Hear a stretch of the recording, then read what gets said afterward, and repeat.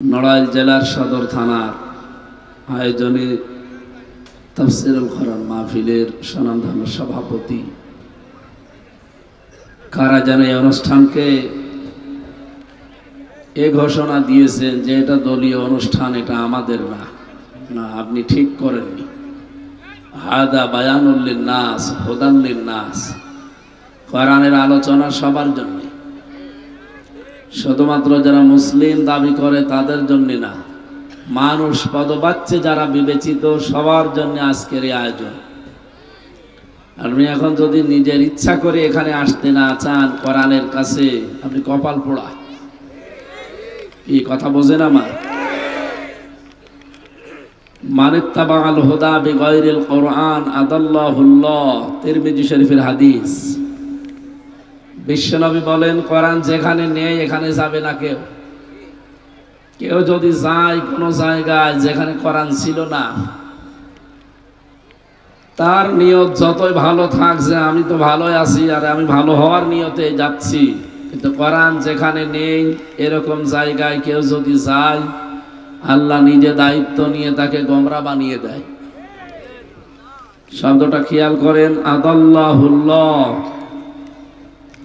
আদাল্লা ইউদিল্লু ভাবে ইফআল থেকে এসেছে। যদি নবী দল্লা শব্দ দিতেন, দল্লা ইয়াদিল্লু, সোলাসে মুজাররদ থেকে আসলে বাংলা অর্থ আসতো আপনি নিজেই নিজেকে খারাপ বানিয়ে ফেলেছেন, পথ ভ্রান্ত হয়ে গেছেন, নিজেই নিজেকে গোমরা বানিয়ে ফেলেছেন। যদি দল্লা শব্দ নবী দিত, আদাল্লা দিয়েছেন, বাবে ইফআল থেকে আসার কারণে বাংলা অর্থ দাঁড়িয়েছে আপনার নিয়ত হয়তো ভালো ছিল, কিন্তু কোরআনে কারীম সেখানে ছিল না। এই জন্য আল্লাহ নিজে দায়িত্ব নেয়, তখন আপনাকে আরো খারাপ বানিয়ে দেবে। আপনি টের পাচ্ছেন কি বললাম? সুতরাং কোরআন যেখানে নেই ওখানে যদি কেউ ভালো হওয়ার নিয়তেও চায়, ওখানে খারাপ বানিয়ে দেবে কে? আর আপনি আজকের এই অনুষ্ঠান চালিয়েই দিয়েছেন যে এটা আমাদের না। এখানে কোরআন ছাড়া কোরআনের বাইরে কথা কে বলেছেন দেখি, হাত তোলেন তো। যারা আলোচনা করেছেন কোরআনের বাইরে নিজের বাবার কথা বলেছে কেউ? বলেন। আমি তো সভাপতির কথা 2-1 মিনিট শুনলাম, কই কোরআনের বাইরে ওনার বাপ দাদার কিচ্ছা কাহিনী বলেছে উনি 2 মিনিটে? আমরা কোরআনে কারীম থেকে বলার জন্য বসেছি। যারা এগুলো করেছে তারা ভুল করেছে, ভুল করলে তার ক্ষমা আছে, ফিরে আসার সুযোগ আছে। কিন্তু কোনো মানুষ যদি বিদ্রোহ করে তার জন্য কিন্তু ক্ষমা নেই। শয়তান ভুল করেছিল না বিদ্রোহ? বলেন বলেন। আমাদের আদি পিতা হযরতে আদম ভুল করেছিলেন না বিদ্রোহ করেছিলেন? ভুল করেছিলেন। এজন্য আপনি যদি আদমের সন্তান দাবি করেন, আপনি ভুল করলে ফিরে আসবেন, রব্বানা যালামনা আনফুসানা ওয়া ইল্লাম তাগফির লানা ওয়া তারহামনা লানাকুনান্না মিনাল খাসিরিন। আর যদি আপনি বিদ্রোহী হয়ে যান শয়তানের মতো, আপনার জীবনে তওবার দরজাও বন্ধ হয়ে যাবে। কথা বোঝেন আমার? আশা করছি আমি ইঙ্গিত দিলাম আপনি বুঝে ফেলেছেন। লাইসা আলাইকা হুদাহুম, হে নবী হেদায়েত দেওয়া আপনার কাজ না, ওয়ালাকিন্নাল্লাহ ইয়াহদি মাইয়াশা, বরং আমি আল্লাহ যাকে পছন্দ করি, যাকে ভালোবাসি, যার কল্যাণ কামনা করি, তাকে আমি হেদায়েত দান করি। এই জন্যে আমি তো আর হাতে করে নিয়ে আসি না যে আপনাকে দিয়ে দেব, এটা আল্লাহর হাতে। আল্লাহ কাউকে দেয়নি। ইন্নামা আনতা মুযাক্কির লাস্তা আলাইহিম বিমুসাইতির। হে নবী, আপনাকে আমি শুধু উপদেশক বানিয়েছি, উপদেশ দেবেন। আপনাকে দারোগা পুলিশ করে পাঠায়নি যে পিটিয়ে মানুষ হেদায়েত করবেন, কোনো দরকার নেই। আল্লাহর এত ঠেকা পড়ে চাই না যে আপনি জাহান্নামে গেলে আপনাকে জন্য আল্লাহ বসে বসে কাঁদবে। সুতরাং আমাদের কাজ উপদেশ দেওয়া, আমরা চেষ্টা চালিয়ে যাব জীবনের শেষ দিন পর্যন্ত। ওয়া'বুদ রাব্বাকা হাত্তা ইয়াতিয়াকাল ইয়াকিন, ওই দিন পর্যন্ত ইবাদত চালিয়ে যাও যতদিন তোমার মরণ না আসে। আমরা চেষ্টা চালিয়ে যাব। আপনি সাড়া দিলেও ভালো, না দিলেও আমাদের ক্ষতি নেই, আমাদের বেতন আছে আলাদা। জীবনের শেষ দিন মানে কিয়ামতের দিন আল্লাহ আমাদেরকে ঠিক তার বেতন দিয়ে দেবেন, এই আশায় আমরা আছি। নিজের কপালে অনেকে যারা এই উল্টা পাল্টা কোরআনের পেছনে কথা বলে আগুন লাগিয়েছেন, আশা করছি তারা আদমের মতো ফিরে আসবেন। আর যদি আপনার কপাল শয়তানের মতো হয়, এ কথা শুনলে আপনার শরীরে আলো আগুন লাগবে। সুতরাং আজকের এই অনুষ্ঠানটায় সভাপতির দায়িত্বে যিনি আছেন, আপনাদের এলাকার কৃতি সন্তান, ইসলামিক চিন্তাবিদ, শিক্ষাবিদ, রাজনীতিবিদ, হাজার হাজার ছাত্রের ওস্তাদ জনাব মাওলানা নাম আব্দুল কুদ্দুস, প্রাক্তন অধ্যাপক, খুলনা বিএল কলেজ, আতালাল্লাহু উমরাহু ওয়া বারাকাল্লাহু ফি হায়াতি, আমিন। মাহফিলের সম্মানিত পরিচালক মাওলানা মনিরুজ্জামান, সম্মানিত ব্যবস্থাপনায় আছেন যিনি FM রফিকুল ইসলাম, চেয়ারম্যান 11 নম্বর বাঁশগ্রাম ইউনিয়ন। মাহফিলের প্রধান আলোচক, ইসলামিক চিন্তাবিদ, বিশিষ্ট রাজনীতিবিদ জনাব আতাউর রহমান বাচ্চু, চেয়ারম্যান আল কোবা ওয়েলফেয়ার ট্রাস্ট। আলোচনা রেখেছেন মাওলানা আব্দুল্লাহ আল আমিন, মাওলানা মাসনুন গাজী, আতালাল্লাহু উমরাহু ওয়া বারাকাল্লাহু ফি হায়াতি, বলেন আমিন।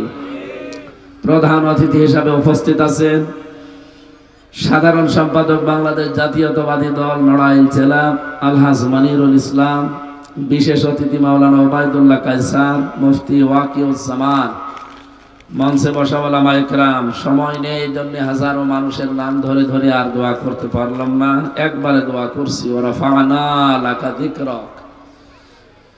মঞ্চে বসা সম্মানিত ব্যক্তিবর্গ, সামনে বসা মুসলমান ভাইরা, পর্দার আড়ালের সম্মানিতা মা এবং বোনেরা, প্রশাসনের ভাইরা, প্রাণ প্রিয় নড়াইলবাসী, আল্লাহর দরবারে শুকরিয়া জানাচ্ছি যে দিনের বেলায় হাজারো কাজকর্ম আমাদের ছিল, সব বাদ দিয়ে কোরআনের পেছনে সময় বের করে সুযোগ করে দিয়েছেন কোরআনে কারিম শোনার। মুসলিম শরীফের 1722 নম্বর হাদিস, আল্লাহ নিজে কোরআন শুনতে ভালোবাসে। কালকে বলবেন বাড়ি যেয়ে। নবীজি বলেন, আল্লাহ রাব্বুল আলামিন এই পৃথিবীতে কোন মানুষ যখন হক আদায় করে কোরআনে কারিম তেলাওয়াত করে, আল্লাহ এত বেশি মনোনিবেশ করে থাকেন ওই বান্দার দিকে, দুনিয়ার অন্য কোন কাজে আল্লাহ এত বেশি মনোযোগ দেন না।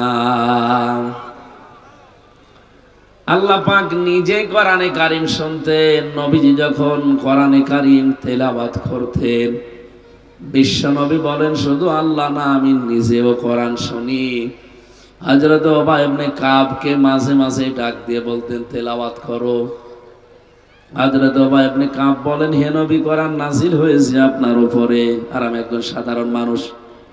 বিশ্ব নবী বলেন, পড়ো, আমার শুনতে খুব ভালো লাগে। আল্লাহ নিজে কোরআন শোনেন, নবীজি নিজে কোরআনে কারিম শুনতে ভালোবাসে। আরে দেশে আমরা আল্লাহর বান্দা রাসূলের উম্মত, আমাদের কাছে ভালো লাগবে না? কথা বলেন না কেন? ভালো লাগবে কাদের কাছে? ওয়াইদা সামিউ মা উনজিলা ইলার রাসূলি তারা আয়ুনাহুম তাফীদু মিনাদ দাম'i মিম্মা আরাফু মিনাল হক, ইলা আখিরি আয়াত। সূরা আরাফের 83 নম্বর আয়াতে আল্লাহ জানিয়েছেন, সূরা মায়েদার, হে নবী, আপনি যখন কোরআন পড়বেন, যারা এটা অনুধাবন করার শক্তি রাখে, যোগ্যতা যাদের আছে, যেটা বুঝতে পারে, এর মর্ম বাণীগুলো যখন উপলব্ধি করবে, আপনি দেখবেন মনের অজান্তে তাদের চোখ দিয়ে পানি পড়ছে। কোরআনের আলোচনায় সবার চোখে পানি আসবে না, এটা বোঝার মতো যোগ্যতা থাকা লাগবে আপনার। বলেন তো, আল্লাহ নিজে যখন শুনতেন, পৃথিবীর কোন কাজে আল্লাহ এত বেশি মনোযোগ দেন না। কোরআনে কারিম শোনার পেছনে যে মনোযোগ তার আছে, তিনি নিজে নাজিল করে যদি নিজে শোনেন, যার উপরে নাজিল হয়েছে তিনিও যদি শুনতে পারেন মনোযোগ দিয়ে, আমরা যারা এখানে বসে আছি আমাদের অ্যাক্টিভ, আমাদের মনোযোগ কত বেশি লাগবে বলেন? আপনি আরো অ্যাক্টিভ হবেন। প্রতিটি শব্দ যেহেতু আমার আল্লাহর তৈরি করা, খুব খেয়াল করে শুনবেন, নিজের প্র্যাকটিক্যাল লাইফে মেলাবেন যে আসলে আমার এগুলো ঠিক আছে কিনা। যখন দেখবেন না এগুলো মেলে না, হযরতে আবু বকরের সামনে কোরআন পড়লেই তিনি কেঁদে ফেলতেন।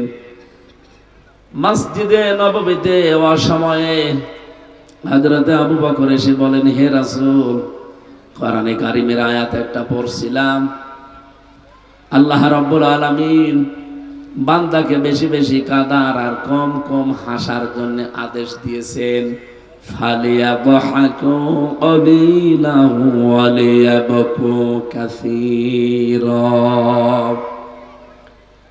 এই যে আমার জীবনে তো কান্না বেশি নেই, হাসি তামাশায় আমাদের জীবনে বেশি। হে নবী, আপনি বলেন তো আমাকে কি আল্লাহ জান্নাত দেবে?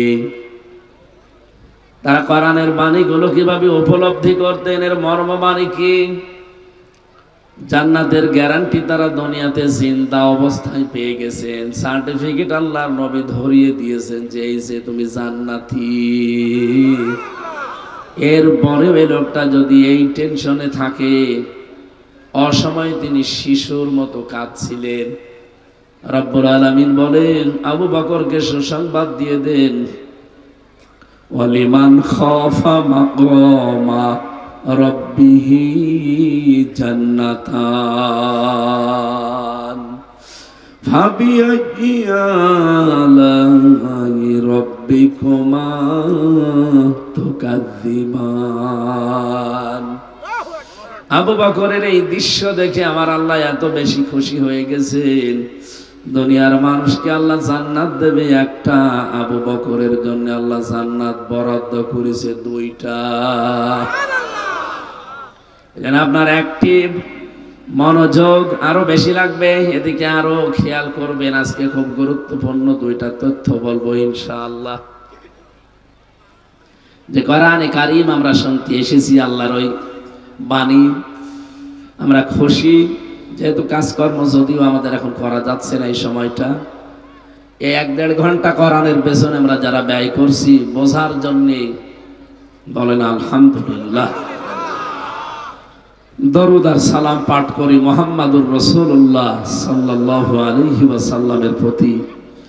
এই যে রজব মাস শেষ হয়ে যাচ্ছে, এদিকে তাকান, আর মাত্র একটা দিন আছে, আবার 1 বছর পরে এই মাসটা আসবে।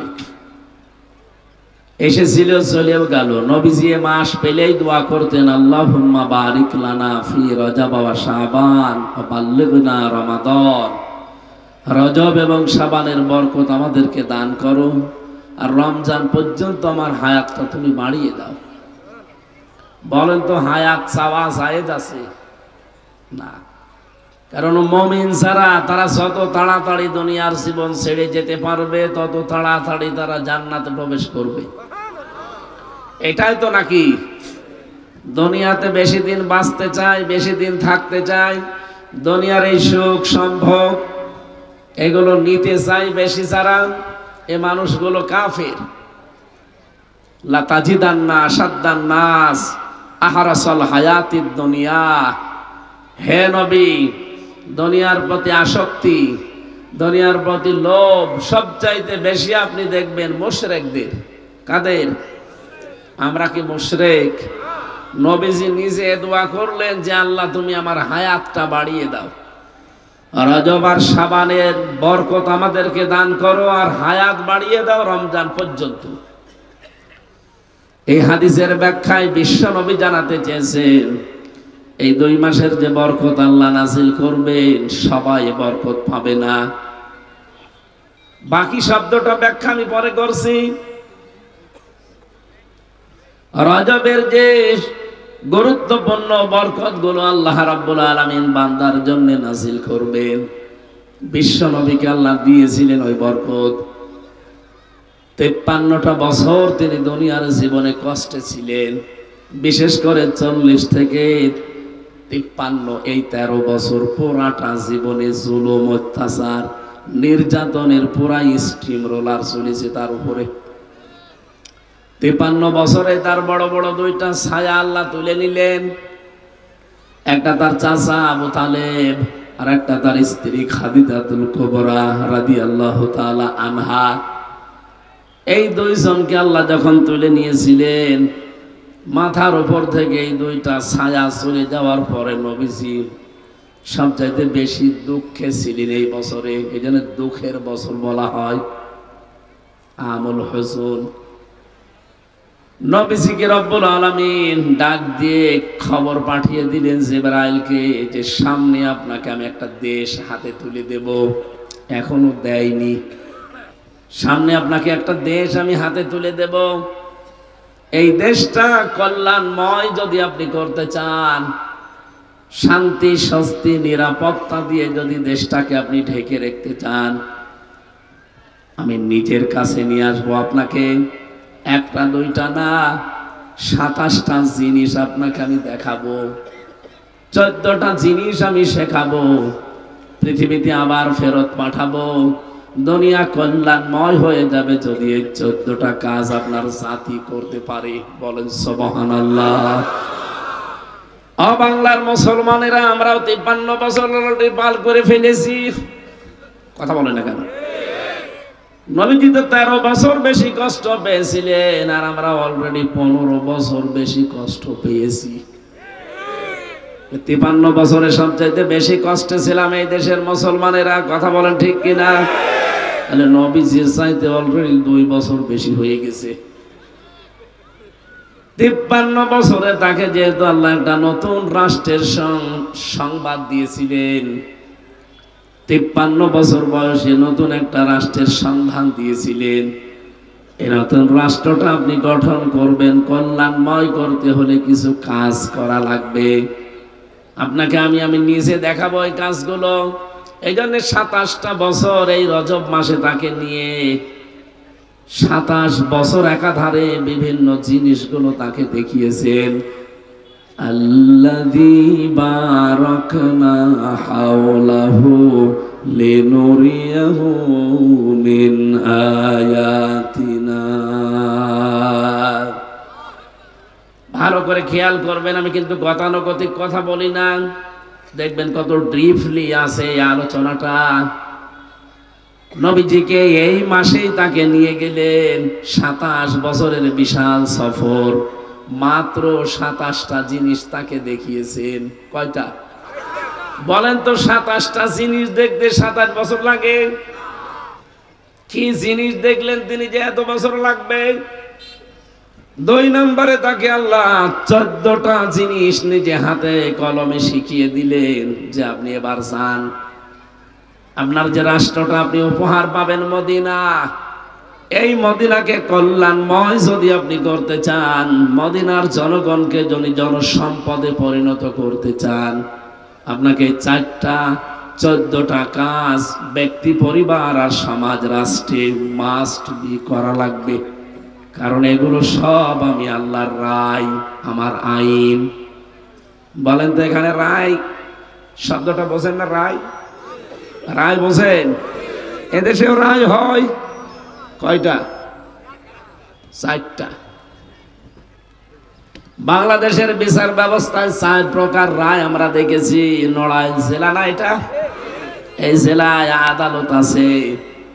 আপনি ম্যাজিস্ট্রেট কোর্টে যাবেন, সেখানে একটা রায় হবে। এরপরে যদি বলেন যে না, এর রায় আমি মানি না, আপনার বিরুদ্ধে রাষ্ট্রদ্রোহী মামলা হবে। আপনি এতটুকু বলতে পারবেন যে আমি ন্যায় বিচার পাইনি, আমি একটু ভালো জায়গায় যাব, আরো উপরে যাব। যান, আপনি ম্যাজিস্ট্রেট কোর্ট থেকে যাবেন জজ কোর্টে যান। নড়াইল জজ কোর্ট আছে না? জজ কোর্ট থেকে যদি আপনার বিরুদ্ধে রায় আসে, আপনি কিন্তু বলতে পারবেন না যে আমি মানি না, তাহলে আবার উল্টা মামলা হবে। এতটুকু বলার ক্ষমতা আপনার আছে যে আমি ন্যায় বিচার পাইনি, আমি রায় আরো উপরে নিয়ে যাব। এবার আর জেলা শহরে হবে না, বাংলাদেশের 64 জেলার কোন জায়গায় হবে না। যাওয়া লাগবে কোথায়? ঢাকা। ঢাকার হাইকোর্টে যাওয়া লাগবে। এখানে যারা হাইকোর্টে গেছেন, দেখেন হাইকোর্টের সামনে একটা জিনিস টাঙানো আছে। কি নাম? কি? দাড়ি পাল্লা। আপনি আবার রাগ করবেন না তো? বোঝে দাড়ি পাল্লার পক্ষে আমি না, কিন্তু দাড়ি পাল্লা দিয়ে একটা জিনিস সরকার আমাদেরকে বোঝাতে চায়। 18 কোটি জনগণকে সরকার বোঝাতে চাচ্ছে এখানে কিন্তু দাড়ি পাল্লা টাঙানো। নবীজিকে আল্লাহ প্রথম যে জিনিসটা মেরাজে নিয়ে দেখিয়েছিলেন তার নাম মিজান। মিজান মানে এখানে যারা লেখাপড়া করেছে বা কোরআন স্যার বসে আছে, জীবনে কোন জায়গায় আপনি পড়েছেন যে মিজান মানে দাড়ি পাল্লা? আমি তো পাইনি। আরে ভাই, আমার কোরআনের উপরে অনার্স মাস্টার্স করা আছে, অন্তত আপনার চাইতে কোরআনের উপরে দক্ষতা আমার হালকা হলেও বেশি আছে। তো কই এতদিন পর্যন্ত কোরআনে কারিম পড়ছি, এর পুরাটার অভিধান আমার তো জানা আছে না। কারেন্ট চলে গেছে, এমন সময় গেল। এই কথা বলা যাবে না, ভালো করে শুনবেন। আমি 10 মিনিট কথা বললে সেখান থেকে 20টা জিনিস বের করব, ভালো করে শোনেন। আছেন এদিকে? আছেন? মিজান মানে সারা জীবন আমরা শুনছি দাড়ি পাল্লা, কই কোন জায়গায় তো আমি পেলাম না। আপনি কোন জায়গায় পেয়েছেন? আপনিও পাননি, শুধু শুনিয়েছেন। বলেন না কেন? বলেন তো কে পেয়েছেন যে মিজান মানে দাড়ি পাল্লা? কোন অভিধানে আছে বলেন? বাংলাদেশে যত অভিধান আছে আমি প্রতিটা মিলিয়েছি, কোন জায়গায় পাইনি। মিজান মানে লেখা আছে মানদণ্ড। মিজান মানে ন্যায় বিচারের প্রতীককে মিজান বলে। সরকার ওখানে দাড়ি পাল্লা টাঙিয়ে 18 কোটি মানুষকে বোঝাতে চায় সারা দেশের কোন জায়গায় যদি ন্যায় বিচার না পাও, এই জায়গায় পাবা। আমরা তো এই 53 বছর এইটাই পাচ্ছি। সেরকম ন্যায় বিচার চলছিল নাকি? বিশেষ করে 15.5 বছরে তো ন্যায় বিচারের দৈন্তন্যও ছিল না। রায় ছিল জর্জার মুল্লুকদার, এই রায় ছিল। আমি আমার মামলাটা তুলেছিলাম, এই 3টা বছর আমাকে ওরা ফাঁসির কন্ডেম সেলের ভেতরে রেখে দিয়েছিল। যতবার আমার মামলা তুলেছে ওই একই আদালত বলেছে না, হবে না। অথচ আগস্টের 5 তারিখের পরে শুধু মামলাটা তুলতে দেরি, মামলা দেখে বলছে এর ভেতরে তো কোনো মাল নেই, কি দেখে বিচার করব। শুধু জামিন না, পুরাটা খারিজ করে দিয়েছে মামলা, একজন বাতিল, বলছে পুরা মিথ্যা। আমি নিজের সামনে দাঁড়িয়ে আদালতে বলতেও গেলাম যে একবার যে মাননীয় আদালত, এই মামলাটা তো 3 বছর আপনার কোর্টে ছিল, তখন তো বললেন না যে কোনো মাল নেই, আর এখন হঠাৎ করে বলছেন এই কথা।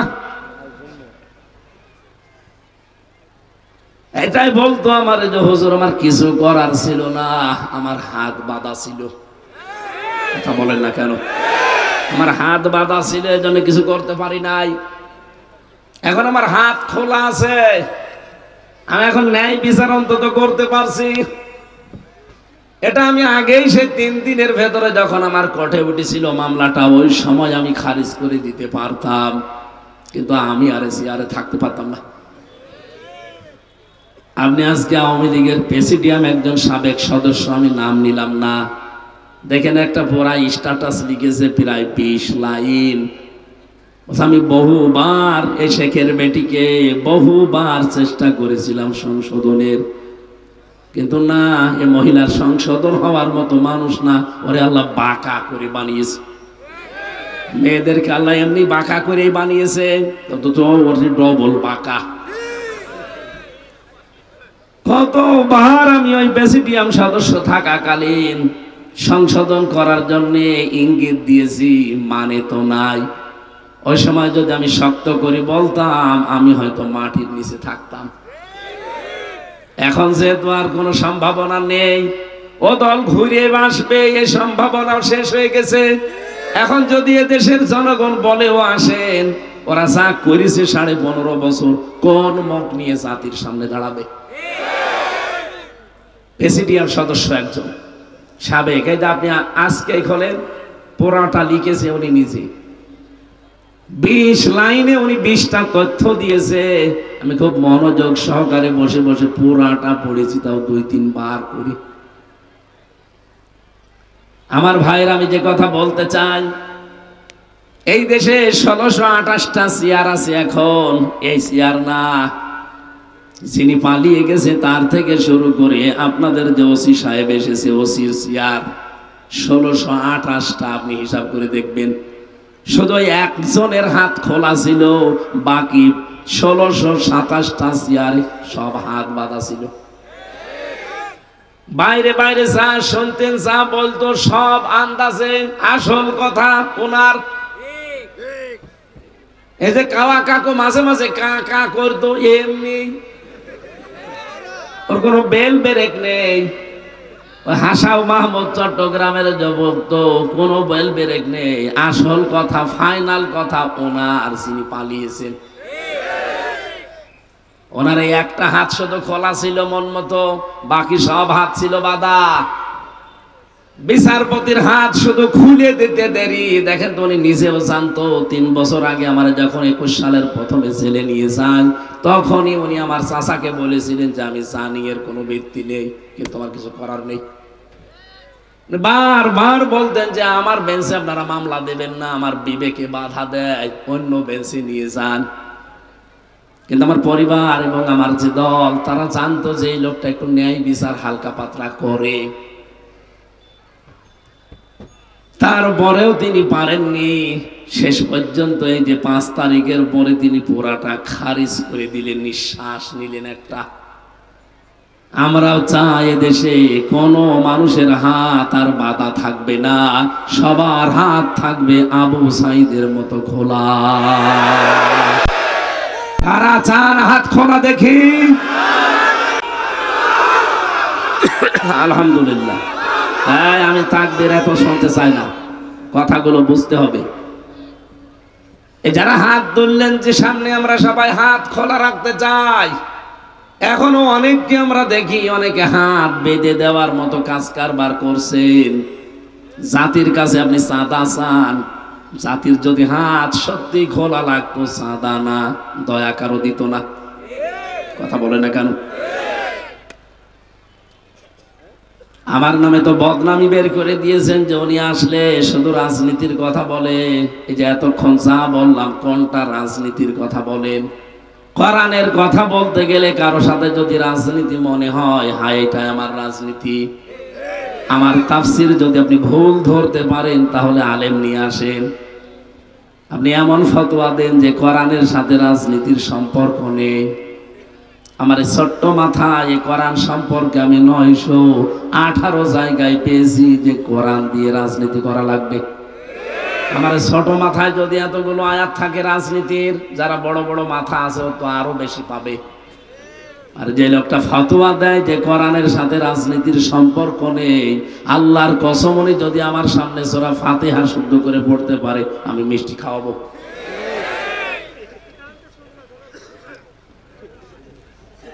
কোরআনে কারিমের যে আয়াতটা পড়েছিলাম, আল্লাহ বারবার চ্যালেঞ্জ দিয়েছেন এবং কড়া ভাষা দিয়েছেন, আলা তাকফু মা লাইসা লাকা বিহি ইলম। যে বিষয়ে জ্ঞান নেই মুখ খুলবা না। আর বাংলাদেশে আমরা দেখি যেটা জানে না ওটা বেশি করে বলে। এই কথা বলছে না কেন? যে লোকটা কোরআন মানে কি তা জানে না। কোরআন মানে কি কি জানেন? জানেন না। কোরআন মানে বহুল পঠিত পাঠ্য, এতটুকু শব্দ যে লোকটার জানা নেই কোরআন মানে, সে যদি বলে কোরআনের সাথে রাজনীতির সম্পর্ক নেই, আরে ভাই আমি রাজনীতি করি এই জন্যই আমি যেন আখেরাতে ধরা না খাই। এই বাংলাদেশে যাদের কর্মজীবন আলাদা আছে, রাজনীতিকে যারা ইবাদত মনে করে, তাদের দ্বারা কোনোদিন দুর্নীতি হওয়ার সম্ভাবনা নেই। আর যাদের কোনো কর্মজীবন নেই, রাজনীতিটাই তাদের কর্মজীবন, ওরা শুধু চেয়ার পেতে দেরি, দুর্নীতি করতে দেরি করবে না। আপনি কি রাগ করলেন? এদেশের অবস্থা তো এইটাই। যাদের কর্মজীবন নেই, যারা এই রাজনীতিকেই কর্ম বানিয়েছে, কয়েকদিন পরে দেখবেন আঙ্গুল ফুলে কলা গাছ হয়ে যাবে। এটা জাতি 53 বছরে বুঝে ফেলেছে। এই জন্যই জাতি এখন চাচ্ছে যাদের কর্মজীবন আলাদা আছে, আরে মানুষগুলো যারা রাজনীতিকে ইবাদত মনে করে এরা যদি সামনে চেয়ার পায় কোনোদিনে দেশে আর সাদাবাজি হবে না। আমির জামাত ডাক্তার শফিকুর রহমান হাফিজাহুল্লাহ যত কথা আজ পর্যন্ত বলেছেন, এই কথাটা সবচাইতে বেশি গুরুত্ব দিয়ে উনি বলেছেন, এদেশে যদি ইসলাম আসে প্রথম দিনে দেশ থেকে সাদাবাজি ঝাঁটিয়ে বিদায় করা হবে। মানুষ এমনি মানুষ বদনাম দেয় যে হাত বদল হয়েছে, সাদাবাজি করার আগে এই হাত করতো এখন এই হাত করে, কেন এই কথা বলবে মানুষ? 5 তারিখের পর থেকে যারা এগুলো করছেন, নির্যাতিত অত্যাচারিত জুলুমের শিকার শুধু আপনি নিজেই হয়েছেন, কেন আমি জুলুমের শিকার ছিলাম না? আমার বাবার কাছ থেকে ওরা 32টা লাখ টাকা নিল এই 3 বছরে। আমি আকিজ গ্রুপে ছিলাম, সেখান থেকেও 32 লাখ টাকা নিয়েছে। আপনার চাইতে তো 3 বছরে বেশি আমি অত্যাচারিত হয়েছি। ওরা আমার জেলের ভেতরে যদি রাখতো তো কয়দিন রাখতে পারতো, অসুবিধা ছিল না। রেখেছে আমার ফাঁসির কন্ডেম সেলের ভেতরে 24 ঘন্টা তালা লাগানো, সিসি ক্যামেরা দিয়ে রেখেছে, আমি যেন কারোর সাথে দেখাও না করি। কয় আমি তো 5 তারিখের পর থেকে ওই টাকাগুলো কালেকশন করতে পারতাম না, যে যারা যারা আমার টাকা নিয়েছে ও ক্ষমতা আল্লাহ আমাকে অলরেডি দিয়ে দিয়েছিল, একটা লোককেও আমি মাফ করতাম না। সব টাকা আমি সাদাবাজি না, আমার আসল টাকা আমি তুলে নিতাম। বগুড়াতে একটা লোক আমার গাড়ি আটকিয়েছিল, আমাকে তো তাড়া দিয়েছে, ধরতে পারে নাই, গাড়ি আটক করে 1,13,000 টাকা নিয়েছে আমার যারা দায়িত্বে ছিল তাদের কাছে। গাড়িটা পরে ছেড়ে দিয়েছে। 5 তারিখের পরে ওই ওসির চাকরি চলে গেছে। বিভাগীয় মামলা হওয়ার পরে, যেহেতু একেবারে খোদ ছাত্রলীগের থেকে এসেছিল, এজন্য সরকার আসতে দেরি, ওর মাজা কেটে দিতে দেরি করেনি। কয়েকদিন আগে আমি ছিলাম সিরাজগঞ্জ গোল চত্বরে বসে আছি, কোথা থেকে যেন খবর পেয়েছে, ওনার এক বন্ধু এক ওসি আছে, তার সাথে লাইন করে এসে আমারে বলছে, হুজুর আসসালামু আলাইকুম, কে আপনি? বলছে আমি সেই ওসি আবুল কালাম আজাদ। না এদিকে আসে, আপনারই তো খুঁজছি। কোথায় আপনি এখন? আমার সব চলে গেছে। চলে তো গেছে, কেন এসেছেন এখানে? মাফ করে দিন। কিসের মাফ? মাফ আপনাকে আমি করতে পারি, আগে আমার টাকা ফেরত দিন। আপনাকে তো আমি মাফ করে দিলাম, আমার অসুবিধা নেই। আপনি ধানের ক্ষেতের ভেতর দিয়ে আমারে তাড়া দিয়েছিলেন, সেটা আমি মাফ করে দিলাম। আমি আপনাকে কোরআনের কথা বলতে গিয়েছিলাম বগুড়াতে, আপনি বলতে দেননি, মাফ করে দিলাম। কিন্তু আমার গাড়িটার সব ওকে ছিল, গাড়ি আটক করে আপনি 1,13,000 টাকা নিয়েছেন, টাকাগুলো ফেরত দেন। এরপরে আস্তাগফিরুল্লাহ বলছে টাকা নেই। না, তাহলে মাপ নেই। 7 দিন সময় দিলাম, টাকাটা যদি দিয়ে দেন আপনি মনে করবেন আপনার মাফ হয়ে গেছে। 1 লাখ টাকা ফেরত দিয়েছে আর বলছে 13,000 টাকা মিষ্টি খাওয়ার জন্য মাফ। ঠিক আছে, বাংলাদেশে মনে হয় এই প্রথম যে ওসি কাউকে টাকা ফেরত দেয়।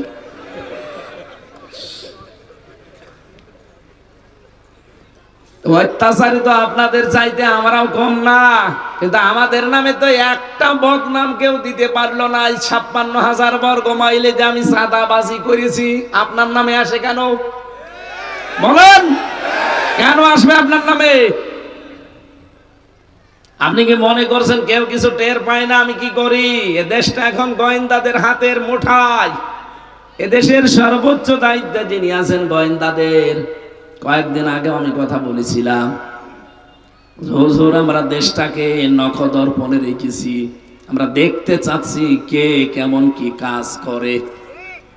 আপনি মনে করছেন আমি রাত 2টার সময় চাঁদা চাইলাম, টের পেল কি করে? আরে বাবা, রাত 2টায় আপনি পায়খানায় বসে বসে কি করেন তা ওরা ওই অফিসে বসে দেখতে পাচ্ছে, বুঝছেন আপনি? আমি নিজে ওদের মেশিন দেখেছি রিমান্ডে। আমার ম্যাডাম আমিরুল ইসলাম বেলালি সাতক্ষীরার, আমি ধরা পড়ার 3 দিন যখন চলে আমি রিমান্ডে, ওনার কাছে কি একটা কথা জিজ্ঞাসা করেছে, আমি বাস্তব বলছি ওই নাম্বারটা আমি আর ও আর আমার মা বাবা ছাড়া কেউ জানে না। অথচ ওনারা নিজেরা নাম্বার কিভাবে জোগাড় করে পুরাটা ভিডিও আকারে কল আমারে পরের দিন রিমান্ডে দেখাচ্ছে। যা আপনি বলছেন কারো সাথে সম্পর্ক নেই, দেখেন তো এই নাম্বারে আপনার স্ত্রীর কাছে কল আসলো কি করে? আপনি মনে করছেন আমি রাত 1:30টার সময় 2টার সময় চাঁদা চাইতে চাই? কেউ তো জানে না, কেউ জানে না। মানে ওই মেশিনগুলো এখনো আছে, যেগুলো ইসরায়েল থেকে নিয়ে এসেছিল এখনো কিন্তু ব্যবহার করছে। এজন্য সাবধান হন ভাই, আপনারা মজলুম, আমরাও মজলুম। ওই 14 দল বাদ দিয়ে বাংলাদেশে যা আছে আমরা সবাই মজলুম। কথা বলেন না কেন? আপনারা যেন ক্ষতি না করেন, নিজেদের পায়ে নিজে কোড়াল না মারেন। আমি সাবধান করলাম, দেশটা কিন্তু থালার মতো হয়ে আছে। একটা থালার ভেতরে কি কি আছে সামনে যেমন দেখতে পান, এদেশের 18 কোটি মানুষ কে কি কোথায় কি করছে সব ওরা দেখতে পারছে, শুধু ছাড় দিয়েছে আমাদের পরীক্ষার জন্য। ওরা অলরেডি বুঝে ফেলেছে দেশটা কাদের হাতে নিরাপদ। তা আপনার নিজের পায়ে যদি এখন নিজে কোড়াল মেরে বারবার উল্টা পাল্টা বকেন, মানুষ তো পাগল বলবে আপনাকে। এখানে আমি ইঙ্গিত দিলাম, আশা করি আপনি বুঝেছেন। এরপরেও যদি না বোঝার ভান করে থাকেন, এদিকে আসেন, কানের নিচে এমন জোরে 2টা দেব, সব বুঝে ফেলবেন। হুজুর আমি কিছু বুঝি না, এদিকে আসেন, আপনাকে বোঝাচ্ছি। আসেন, আমার মেন কথা বলছি এবার। বিশ্বনবীকে আল্লাহ মিজান দেখালেন। মিজান মানে মানদণ্ড। মিজান মানে আরো জোরে বলেন। এখানে আমার মনে হয় সবাই এক বাক্যে এই কথা বলবে, মিজান মানে দাড়ি পাল্লা।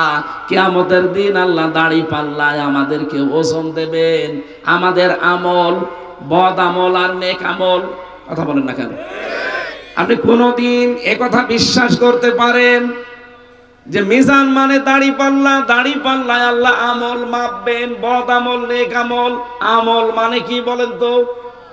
কাজ। আমল মানে এখানে কোন পাগলকে বিশ্বাস করাতে পারবেন যে দাড়ি পাল্লার একটা পাল্লায় 5 কেজি কাজ তুলে দিলাম, এদিকে 5 কেজি কাজ, এদিকে 5 কেজি কাজ? এটা কেউ বিশ্বাস করে? আর দাড়ি পাল্লা দিয়ে কি কাজ কেউ মাপে? বলেন কোন কারণে আপনি এই বিশ্বাসে আছেন বলেন? পৃথিবীর প্রতিটি জিনিস পরিমাপ করার জন্য আলাদা আলাদা যন্ত্র পাবেন। এই যে সামিয়ানাটা যদি এখন আপনাকে আমি মাপ দিতে বলি, এটা কি দাড়ি পাল্লায় তুলে দেবেন? এটার জন্য আলাদা একটা মাপের যন্ত্র আছে, তার নাম ফিতা, গজ। এই কথা বলেন না কেন? এই যে পানি দিয়েছে আমাকে খাবার জন্য, এই পানির বোতল যদি আপনাকে বলে এটা মেপে দেন তো ফিতা দিয়ে মাপবেন? এটার জন্য সিসি আছে, লিটার আছে। এই কথা বলছেন না কেন? পৃথিবীর প্রতিটি জিনিস মাপ করার যন্ত্র আছে না নেই? আরো জোরে। কাজ মানে আমল, কাজ যে আল্লাহ মাপবে কিয়ামতের দিন, এটা মাপের জন্য আলাদা একটা যন্ত্র নেই? দাড়ি পাল্লা, দাড়ি পাল্লায় কেউ কাজ মাপে? কাজ মাপার জন্য একটা আলাদা যন্ত্র আছে। এইটার জন্য যেমন ফিতা, এইটার জন্য যেমন সিসি। কাজের জন্য কাজ মাপতে হয় দাড়ি পাল্লা দিয়ে না, ফিতা দিয়ে না, গজ দিয়ে না, লিটার দিয়ে না, সিসি দিয়ে না, কেজি দিয়ে না। কাজ মাপতে হয় গুরুত্বের ভিত্তিতে। এই কথা বলছেন না কেন? কাজ মাপে কি দিয়ে? গুরুত্ব। বলেন বলেন, আরো জোরে বলেন। এখন কি গুরুত্ব কি? এই যে মঞ্চটা সাজিয়েছেন, এর গুরুত্বপূর্ণ জিনিস আছে 2টা, একটা খুঁটি আর একটা সামিয়ানা। কি কথা বলেন? গুরুত্বপূর্ণ এই 2টা জিনিস না থাকলে কেউ মঞ্চ বলবে?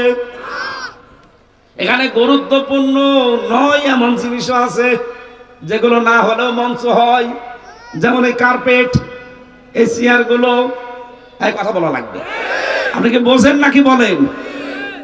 আমি গুরুত্বপূর্ণ বিষয়গুলো আপনার সামনে তুলে ধরতে চাচ্ছি। এবার কিয়ামতের দিন আল্লাহ কিন্তু মাপ দেবেন আপনার আমল মানে কাজ। কাজ মাপতে হয় যেহেতু গুরুত্বের ভিত্তিতে। এই কোরআনে কারিমে আল্লাহ 500টা বিধান দিয়েছেন শরীয়তের গুরুত্বপূর্ণ যেগুলো, আর প্রতিটা বিধানের ভেতরেই দেখবেন কিছু না কিছু ফরজ আছে। কি এর ভেতরে নামাজ আছে না? আরো জোরে বলেন, নামাজ কি ফরজ? বলেন, এই নামাজ ফরজ, এই ফরজের ভেতরে আরো ফরজ আছে কয়টা? 13টা। বলেন বলেন, নামাজ যে ফরজ, এই ফরজ নামাজের ভেতরে আবার ফরজ আছে কয়টা? এ 13টা ফরজের 12টা আদায় করলেন, একটা করেননি, সওয়াব হবে কয়টা? একটাও হবে না, 0, 0। এখন যদি বলেন না 13টার 12টা আদায় করলাম, একটা করি না, অন্তত 2-3টা সওয়াব দেন, হবে? এটা বুঝেছেন? বলেন, এর ভেতরে শরীয়তের বিধান কয়টা? 500। বলেন আরো জোরে, আরো জোরে বলেন। 500র ভেতরে 499টা আপনি মানেন, আপনি আমল করেন, কিন্তু একটা করেন না, আরো বিরোধিতা করেন।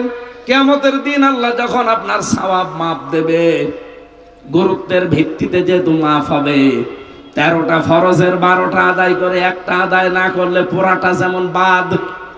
500 ফরজের 499টা আদায় করেছেন, একটা করেননি, কিয়ামতের দিন আপনাকে আল্লাহ 0, 0 দেবে।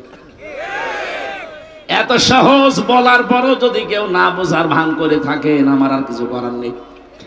তাহলে আপনাকে গুরুত্বের ভিত্তিতে এখন কাজ করা লাগবে। আরে আপনার মেসাক আগে না, আপনার দস্তরখানা বিছিয়ে খাবার খাওয়া আগে না। পৃথিবীর প্রথম কাজ প্রতিটি নবীকে আল্লাহ যেটা আদেশ দিয়েছেন সেটা হচ্ছে আনাকিমুদ্দিন, দিন কায়েম করা। দিন কায়েম হলে নামাজ কায়েম হবে, দিন কায়েম হলে যাকাত কায়েম হবে, দিন কায়েম হলে সাদাবাজি বন্ধ হবে। এইটাই আসল কাজ। এইটা আপনি বাদ দিয়ে 499টা করেন, আর এইটা করেন না, করতে গেলে ফতোয়াবাজি করেন, আরো বাধা দেন। কিয়ামতের দিন আপনাকে যখন আল্লাহ মাপ দেবে, আল্লাহর কসম আপনার ফল হবে 0 বা 0। এতটুকু বুঝেছেন কারা? আলহামদুলিল্লাহ। এই মাহফিলটা এরা সাজাতে গিয়ে বহু সমস্যার সম্মুখীন হয়েছে, বিশেষ করে যারা কর্তৃপক্ষ। 500 টাকা করে ওনারা চাচ্ছে। 10-15 জন হাত তোলেন যে 500 টাকা বা 1000 টাকা দিতে পারবেন, পরে দিয়ে দিয়ে ওনাদের কাছে তো তোলা লাগবে। এই যে কয়জন হাত তুলছে একটু তোলেন তো, আল্লাহকে দেখানোর জন্য তোলেন। যারা 500 টাকা 1000 টাকা দিতে পারবেন হাত তোলেন, তুলে রাখেন, একটু তুলে রাখেন। 1 2 3। না, লোক যাওয়া লাগবে না, ওরা মনাজাতের পরে দিয়ে যাবে। যারা কথা দিচ্ছে ওরা তো আর আন্দাজে কথা দিচ্ছে না। এখানে 3 জন, 1 2 3 4। এই লাইনে সব গরিব মানুষের ভাগে পড়িস। এদের ভেতরে একজন আছে, ভাই আমি কালেকশন করতে পারি না, আর এর সিস্টেম আমি জানিও না। এনারা যেহেতু একটু ঋণী হয়ে আছে, এনারা যেন ঋণ না থাকে, যতটুকু পারেন আপনার সাধ্য মতো এখানে দিয়ে যাবেন। কোরআন প্রচারে যদি আপনার অর্থ ব্যয় না হয়, তো টাকা পয়সা নিয়ে কি করবেন? সম্মানিত মা বোন যারা এসেছেন, মেরাজে যে নবীজি 2টা কারণে মেয়েদের জাহান্নামে চলতে দেখেছেন। 1 নম্বরে তারা কুফরি করে, কুফরি আল্লাহর সাথে না, স্বামীর সাথে। 2 নম্বরে তারা দান সাদকা করে না। খাদিজাতুল কুবরার নাম বললাম না, জীবনে তিনি 1 ওয়াক্ত নামাজ পড়েননি, রোজা রাখেননি, একটা জীবনে একটা টাকা যাকাত দেননি, কোনোদিন তিনি হজ করেননি, কোনোদিন তিনি পর্দায়ও থাকেননি, কারণ পর্দার বিধান ওই সময় নাজিল হয়নি। কিন্তু জান্নাতে আল্লাহ তার জন্য ঘর বানিয়ে তার কাছে পাঠিয়ে দিয়েছেন একটা মাত্র কারণে।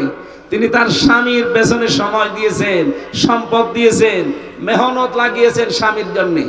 যেন আপনাদের আমার মনে হয় সবচাইতে গুরুত্বপূর্ণ কাজ সামনে মেয়েদের স্বামী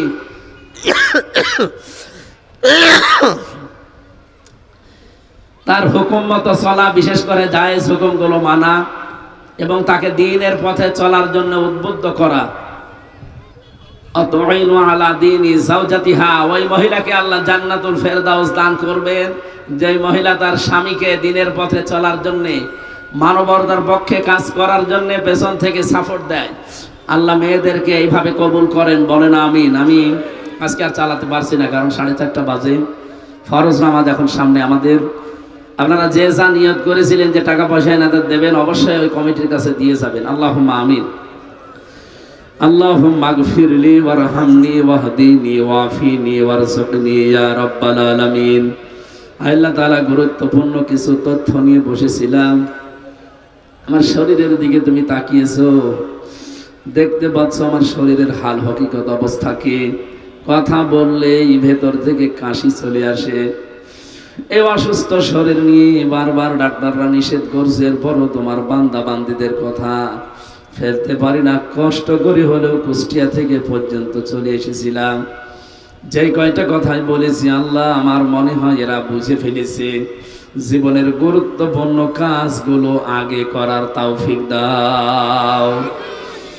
এই আয়োজনে খুশি হয়ে যদি সওয়াব দিয়ে থাকো, নবীজির রওজায় পৌঁছিয়ে দাও। দুনিয়ার মাটির নিচে যারা ঈমান নিয়ে ঘুমিয়ে আছে, এদেরকে মাফ করে দাও। মাহফিলের আয়োজন করতে গিয়ে তোমার যে বান্দারা শ্রম দিয়েছে, বিশেষ করে এলাকার চেয়ারম্যান মনিরুজ্জামান মাওলানা সহ যত আলেমরা, যত যুবকেরা যে যেইভাবে এগিয়ে এসেছে এই অনুষ্ঠানের দিকে, আল্লাহ তোমার রহমত তাদের দিকে এগিয়ে দাও। সারা জীবন অপরাধ করে জীবনটা নষ্ট করে ফেলেছি রব্বুল আলামিন। অপরাধগুলো যদি আমাদের শরীরে লেখা থাকে, মানুষ আমাদেরকে কুকুরের মতো ঘৃণা করবে। যেভাবে অপরাধগুলো গোপন রেখে দিয়েছো, কিয়ামতের দিন তোমার সাত্তার নামের ওসিলায় আমাদের অপরাধগুলো গোপন করে দিও। তোমার হাবিব জানিয়েছে, কিয়ামতে আল্লাহ কাউকে যদি মাফ করতে চায়, কুদরতের চাদর দিয়ে তাকে আলাদাভাবে ঢেকে ফেলবে। নিজে নিজে জিজ্ঞাসা করবে, এ বান্দা এই কাজগুলো করেছিলি? সবগুলো যখন সে স্বীকৃতি দেবে যে হ্যাঁ আমি করেছি, আমার কিছু করার নেই, আল্লাহ তুমি আমার মাফ করে দাও। রব্বুল আলামিন তুমি নাকি ওই সময় নিজ গুণে বলবা, যা তোরে গোপনে ক্ষমা করে দিলাম। কত অপরাধ করেছি আমি তো নিজে জানি। আল্লাহ এগুলো লেখা থাকলে সত্যি মানুষ আমাদেরকে কুকুরের মতো তাড়িয়ে দিত। দুনিয়ায় মানুষ জানে না, এই জন্য অনেকে আমাদের সম্মান দেয়। কিয়ামতে কোটি কোটি মানুষের সামনে তুমি আমাদেরকে অপমান করো না। মাথা নিচু করে, চক্ষু বন্ধ করে যে নারী পুরুষগুলো এখানে বসে আছে দেখো, দুনিয়ায় কারো কাছে এরা এইভাবে মাপ চায় না। জীবনের অপরাধ গুলো স্মরণ করে এই ময়দানে যে মানুষগুলো মাথা নিচু করে আছে, আল্লাহ মেহেরবানি করে নিজ গুণে আজকে মাফ করে দাও।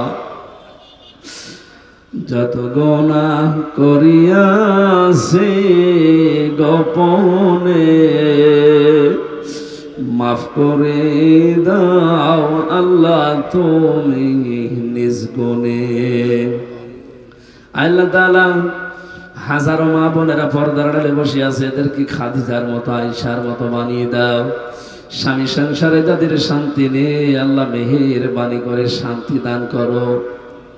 এলাকায় মাটির নিচে যারা ঈমান নিয়ে ঘুমিয়ে আছে, এদেরকে ক্ষমা করে দাও। মাহফিলের সম্মানিত সভাপতি জনাব অধ্যাপক আব্দুল কুদ্দুস, আল্লাহ তোমার এই গোলামকে তোমার নামের খাতিরে মাফ করে দাও। রব্বুল আলামিন, আমাদের প্রধান অতিথি, বিশেষ অতিথি, যতগুলো মেহমান এসেছে তোমার হাতে হাওলা করলাম, তাদের ঈমান এবং আমল আরো বাড়িয়ে দাও। রব্বুল আলামিন, মনিরুজ্জামান তার ভগ্নিপতি অসুস্থ, বিছানায় কাতরাচ্ছে, মেহেরবানি করে তাকে শিফায়ে কামেলা আজেলা দান করো। 3টা বছর জালেমের জেলখানায় আমার জীবনটা নষ্ট হয়ে গেছে। এমন কোনো অত্যাচার নেই যা ওরা আমার উপর করে না। আমি বাইরে অনেককে বলি না, তোমার কাছে বলেছি, আল্লাহ তুমি আমাকে আগের অবস্থায় ফিরিয়ে দাও। যখন মুক্ত জীবনে ফিরিয়ে দিয়েছো রব্বুল আলামিন, আমার শরীরটা তুমি ভিক্ষা দাও, আমার এই কণ্ঠটা তুমি মেহেরবানি করে আগের মতো বানিয়ে দাও।